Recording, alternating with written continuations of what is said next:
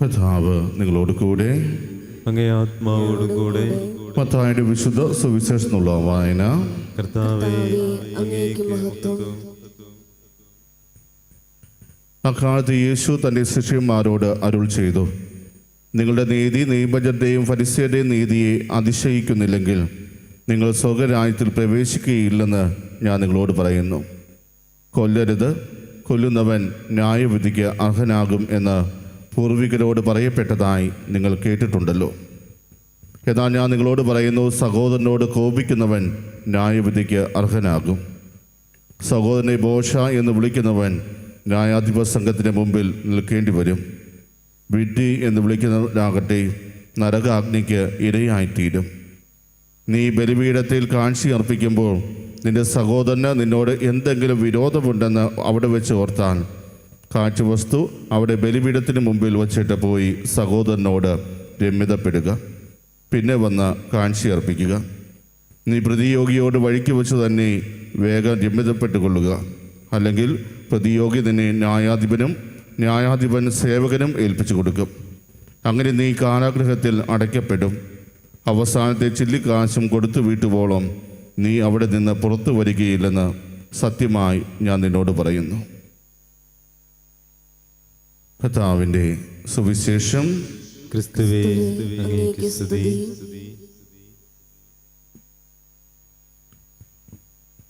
വിശുദ്ധായ സ്നേഹമുള്ളവരെ, ഇന്ന് തിരുസഭാ മാതാവ് പാതുവായിലെ വിശുദ്ധ അന്തോണീസിൻ്റെ തിരുനാൾ കൊണ്ടാടുകയാണ്. വിശുദ്ധ അന്തോണീസിൻ്റെ പ്രത്യേകമായ മാധ്യസ്ഥം നമുക്ക് ഇന്നേ ദിവസം തേടാം. അസാധു കാര്യങ്ങളുടെ മധ്യസ്ഥനായി കണക്കാക്കപ്പെടുന്ന വിശുദ്ധ അന്തോണീസ് മതവിരുദ്ധ ചിന്തകൾക്കെതിരെ പോരാടിയിരുന്ന ഒരു വ്യക്തിയാണ്. പലപ്പോഴും തൻ്റെ പ്രബോധനങ്ങളിലൂടെ മതവിരുദ്ധ കാര്യങ്ങൾ പറയുന്നവരെ തോൽപ്പിച്ചതുകൊണ്ടായിരിക്കാം മതവിരുദ്ധരുടെ ചുറ്റിക എന്നാണ് വിശുദ്ധ അന്തോണീസ് അറിയപ്പെട്ടിരുന്നത്. വിശുദ്ധ അന്തോണീസ് തൻ്റെ ജീവിതകാലം മുഴുവൻ സുവിശേഷ പ്രഘോഷങ്ങൾക്ക് വേണ്ടി ചിലവഴിച്ചു. വെറും 36 വയസ്സുള്ളപ്പോഴാണ് അദ്ദേഹം മരിക്കുന്നത്. തൻ്റെ ജീവിതകാലത്ത് കർത്താവിൻ്റെ സുവിശേഷം വഹിക്കുവാൻ അദ്ദേഹത്തിന് സാധിച്ചു എന്നുള്ളതാണ് വിശുദ്ധ അന്തോണീസിനെ ഇന്നും ജനങ്ങൾ ഓർത്തിരിക്കുവാൻ കാരണമായിട്ട് മാറുന്നത്.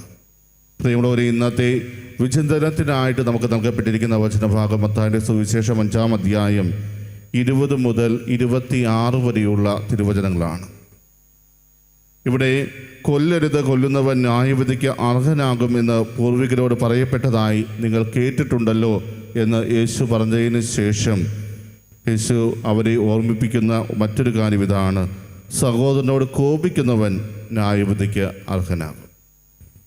കോപം മൂലപാപങ്ങളിൽ ഒന്നായി കണക്കാക്കപ്പെടുന്നത് എന്തുകൊണ്ടാണെന്ന് വളരെ വ്യക്തമായിട്ട് പറയുകയാണ് യേശുനാഥൻ. പ്രിയമുള്ളവരെ, ഈ കോപത്തെക്കുറിച്ച് നമ്മൾ ആദ്യമായിട്ട് കാണുക ഉൽപ്പത്തി പുസ്തകത്തിലാണ്. അവിടെ ആബേലിലും ആബേലിൻ്റെ ബലിവസ്തുക്കളിലും ദൈവം പ്രസാദിച്ചിരിക്കുന്നു. തൻ്റെ ബലിയിൽ ദൈവം പ്രസാദിച്ചിട്ടില്ല എന്നറിഞ്ഞപ്പോൾ കായേന് ആബേലിനോട് ആദ്യമായി കോപം തോന്നുന്ന ഒരു നിമിഷമുണ്ട്.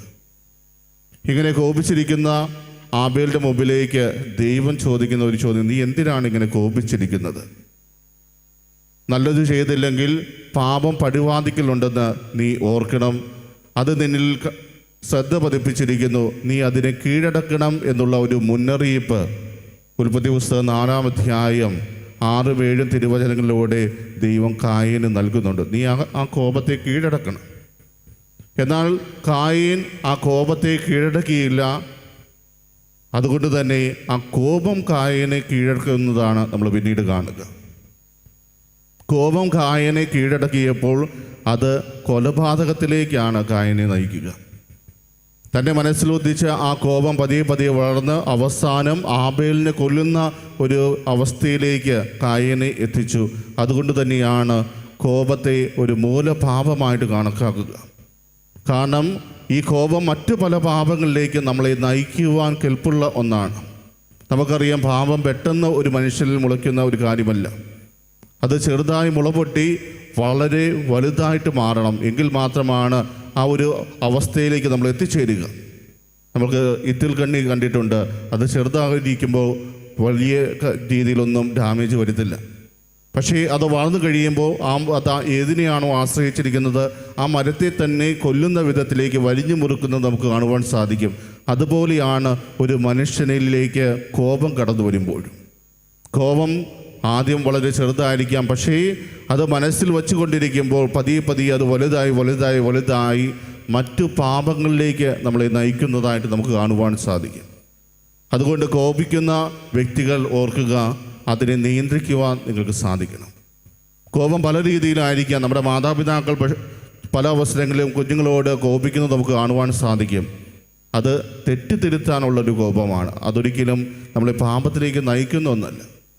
അതേസമയം പാപത്തിലേക്ക് നയിക്കുന്ന കോപവുമുണ്ട്. എപ്പോഴാണ് മാതാപിതാക്കൾ തങ്ങളുടെ കുട്ടികളോട് കോപിക്കുന്നു, ആ സമയം അവരെ തെറ്റിത്തിരുത്താൻ വേണ്ടിയല്ല, മറിച്ച് തൻ്റെ മക്കളിലൂടെ തങ്ങൾക്കുണ്ടായ മാനക്കേടിനെ ഓർത്തുകൊണ്ട്, അല്ലെങ്കിൽ മറ്റുള്ളവരെല്ലാം ഇനി മുതൽ തങ്ങളെ മോശക്കാരായി കണക്കാക്കും എന്ന ചിന്തയാൽ അവരെ ശിക്ഷിക്കുന്നുണ്ടെങ്കിൽ, അവരോട് കോപിക്കുന്നുണ്ടെങ്കിൽ തീർച്ചയായും അത് പാപകാരണമായിട്ട് മാറുന്ന ഒന്നാണ് എന്ന് തിരിച്ചറിയുക.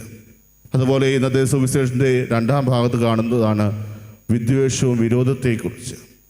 പ്രിയമുള്ളവരെ, നമ്മൾ പലപ്പോഴും ഈ വിദ്വേഷവും വിരോധവും എല്ലാം ആരോടാണ് എന്ന് നമ്മൾ ചിന്തിക്കാറുണ്ട്. പലപ്പോഴും നമ്മളിൽ നിന്ന് അകന്നിരിക്കുന്ന വ്യക്തികളോടാണ് നമ്മൾ കൂടുതൽ വെറുപ്പ് കാണിക്കുക, അല്ലെങ്കിൽ വിദ്വേഷം വെച്ച് പുലർത്തുക എന്നായിരിക്കും നമ്മൾ ചിന്തിക്കുക. എന്നാൽ ശരിയായി നമ്മളെ തന്നെ ഒന്ന് വിലയിരുത്തി കഴിഞ്ഞാൽ നമുക്ക് മനസ്സിലാക്കാവുന്ന ഒരു കാര്യം, നമ്മളെ ഏറെ സ്നേഹിക്കുന്നവരായിരിക്കാം, നമ്മളോട് എപ്പോഴും അടുത്ത് പ്രവർത്തിച്ചു കൊണ്ടിരിക്കുന്നവരായിരിക്കാം, നമ്മുടെ സഹപ്രവർത്തകരായിരിക്കാം, അല്ലെങ്കിൽ നമ്മുടെ സ്വന്തം അയൽവാസികളായിരിക്കാം. അവരോടൊക്കെ ആയിരിക്കും നമ്മൾ കൂടുതൽ വെറുപ്പും വിദ്വേഷവും മനസ്സിൽ വെച്ച് പുലർത്തുക.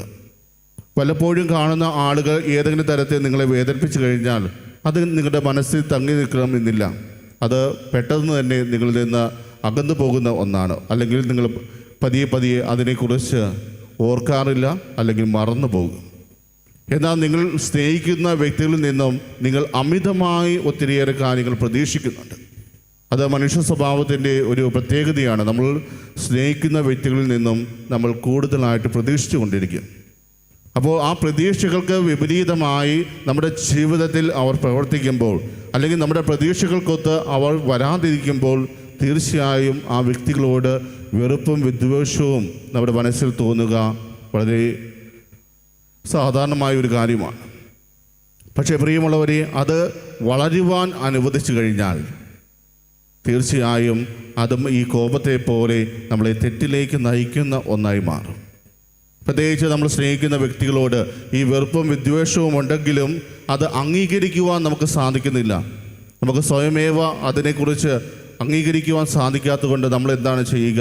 സ്നേഹത്തിൻ്റെ ഒരു മൂടുപടം അതിന് മുകളിൽ ഇട്ടുകൊണ്ട് നമ്മൾ മറ്റുള്ളവരുടെ മുമ്പിൽ അഭിനയിക്കാൻ തുടങ്ങും. അവരെ നമ്മൾ സ്നേഹിക്കുന്നുണ്ട്, പക്ഷേ മനസ്സിൻ്റെ ഉള്ളിൽ അവരോട് വെറുപ്പും വിദ്വേഷവുമായിരിക്കും നമുക്കുണ്ടായിരിക്കുക. അങ്ങനെ ഒരു അവസ്ഥയിലൂടെ കടന്നു പോകുമ്പോഴാണ് പെട്ടെന്നൊരു ദിവസം നമ്മുടെ മനസ്സിലുള്ള ഈ വെറുപ്പും വിദ്വേഷവും പുറത്തു വരികയും അത് വലിയ പാപാവസ്ഥയിലേക്ക് നമ്മളെ നയിക്കുകയും ചെയ്യുക. ഏറ്റവും പോയി കഴിഞ്ഞാൽ അത് ഒരു കൊലപാതകത്തിലേക്ക് എത്തുന്നത് നമുക്ക് കാണുവാൻ സാധിക്കും. അതുകൊണ്ട് തന്നെയാണ് സഹോദരനെ വെറുക്കുന്നവൻ കൊലപാതകിയാണ്, കൊലപാതകിയിൽ നിത്യജീവൻ വസിക്കുന്നില്ല എന്ന് നിങ്ങൾക്കറിയാമല്ലോ എന്ന് യോഹന്നാൻ ശ്ലീഹ തൻ്റെ 1-ാം ലേഖനം 3-ാം അധ്യായം 15-ാം തിരുവചനത്തിലൂടെ നമ്മോട് ചോദിക്കുക. സഹോദരനെ വെറുക്കുന്നവൻ കൊലപാതകിയാണ്, കൊലപാതകി നിത്യജീവൻ നിലനിൽക്കുന്നില്ല. പ്രിയമുള്ളവരെ, ഇങ്ങനെ സഹോദരനെ വെറുക്കുന്നവൻ കൊലപാതകിയെങ്കിൽ അവൻ്റെ കരം രക്തപങ്കിലമാണ് എന്നാണ് പറയുക. അവൻ്റെ കരത്തിൽ എപ്പോഴും രക്തത്തിൻ്റെ കറയുണ്ടായിരിക്കും. അതിനെക്കുറിച്ച് ഏശയ്യാ പ്രവാചകൻ തൻ്റെ 1-ാം അധ്യായം 15-ാം തിരുവചനത്തിൽ പറയുന്നുണ്ട്, അങ്ങനെയുള്ള വ്യക്തികളോട് എപ്രകാരമായിരിക്കും ദൈവം പ്രതികരിക്കുക എന്ന്. നിങ്ങൾ കരങ്ങൾ ഉയർത്തുമ്പോൾ ഞാൻ എൻ്റെ മുഖം മറയ്ക്കും, നിങ്ങൾ എത്ര പ്രാർത്ഥിച്ചാലും ഞാൻ അത് കേൾക്കുകയില്ല, കാരണം നിങ്ങളുടെ കരങ്ങൾ രക്തപങ്കിലമാണ് എന്നാണ് യെശയ്യാ പ്രവാചകൻ തൻ്റെ 1-ാം അധ്യായം 15-ാം തിരുവചനത്തിലൂടെ നമ്മളോട് പറയും. അപ്പോൾ സഹോദരനെ വെറുക്കുക എന്ന് പറയുന്നത് പ്രിയമുള്ളവരെ നമ്മുടെ ജീവിതത്തിൽ ഏറ്റവും വലിയൊരു പാപത്തിലേക്ക് നയിക്കുന്ന ഒന്നാണ്. സഹോദരനെ വെറുക്കുന്നവൻ കൊലപാതകിയാണ് എന്ന് പറയുമ്പോൾ ആ പാപത്തിൻ്റെ കാഠിന്യം എത്ര വലുതാണ് എന്ന് നമുക്ക് തിരിച്ചറിയുവാൻ സാധിക്കും. അതുകൊണ്ട് തന്നെയാണ് കർത്താവ് നമ്മോട് പറയുക, പരസ്പരം രമ്യതപ്പെട്ടുകൊണ്ട് ജീവിക്കുക, പരസ്പരം ക്ഷമിക്കുക. തൻ്റെ ജീവിതത്തിലൂടെ തന്നെ കർത്താവ് നമുക്ക് കാണിച്ചു തന്നതാണ്. തന്നെ വേദനിപ്പിച്ചവരോട് പോലും ക്ഷമിച്ചുകൊണ്ട് പ്രാർത്ഥിക്കുന്ന കർത്താവ്. ആ കുരിശിൽ കിടക്കുന്ന വേളയിൽ പോലും തന്നെ പീഡിപ്പിച്ചവരോട് ക്ഷമിക്കണമേ എന്നാണ് കർത്താവ് പ്രാർത്ഥിച്ചത്. കാരണം ഇവർ ചെയ്യുന്നത് എന്താണെന്ന് ഇവർ അറിയുന്നില്ല എന്ന് തൻ്റെ പിതാവിനോട് പറഞ്ഞുകൊണ്ട്, ആ ഒരു മാതൃക സ്വീകരിച്ചുകൊണ്ട് നമ്മുടെ സഹോദരങ്ങളോട് ക്ഷമിക്കുവാനും നമ്മുടെ മനസ്സിലെ വെറുപ്പും വിദ്വേഷവും എല്ലാം അകറ്റി വെച്ചുകൊണ്ട് അവരെ നമ്മുടെ സഹോദരങ്ങളാണ്, അവർ എന്നും നമ്മുടെ കൂടെ ഉണ്ടാകേണ്ടവരാണ് എന്ന തിരിച്ചറിവിൽ മുന്നോട്ട് പോകുവാനും നമുക്ക് പരിശ്രമിക്കാം. അതിന് സർവശക്തനായ ദൈവം നമ്മെ ഓരോരുത്തരെയും സമൃദ്ധമായിട്ട് അനുഗ്രഹിക്കട്ടെ. ആമേൻ.